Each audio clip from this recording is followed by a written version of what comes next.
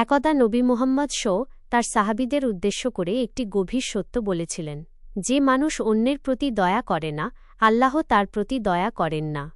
একটি গ্রামে এক অত্যন্ত সম্পদশালী ব্যক্তি বাস করতেন। একদিন রাস্তা দিয়ে যাওয়ার সময় তিনি একটি বিড়ালকে পড়ে থাকতে দেখলেন। বিড়ালটি ক্ষুধার্ত, তৃষ্ণার্ত এবং এতটাই দুর্বল ছিল যে নড়াচড়া করার শক্তিও তার ছিল না। প্রথমে ধনী লোকটি বিড়ালটির অসহায়ত্ব দেখে পাশ কাটিয়ে চলে যেতে চাইলেন। তিনি ভাবলেন, তারা চিহ্ন এই সামান্য একটা প্রাণী আমার কি কাজে আসবে? একে সাহায্য করে আমার কি লাভ?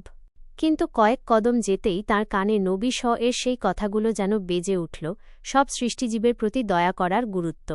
তাঁর মনে হল, আল্লাহর সন্তুষ্টির জন্য এই ক্ষুদ্র প্রাণটির পাশে দাঁড়ানো উচিত। তিনি ফিরে এলেন।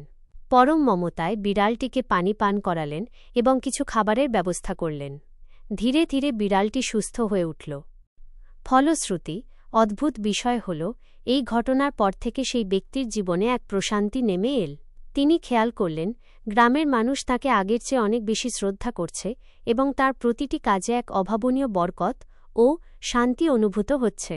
তিনি মনে প্রাণে বিশ্বাস করলেন যে সৃষ্টির প্রতি সামান্য দয়া দেখানোর কারণেই সৃষ্টিকর্তা তাঁর ওপর রহমত বর্ষণ করেছেন।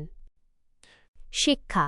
ইসলামের মূল শিক্ষা হল কেবল মানুষের প্রতি নয়, বরং পশুপাখি এবং আল্লাহর প্রতিটি সৃষ্টির প্রতি সদয় হওয়া।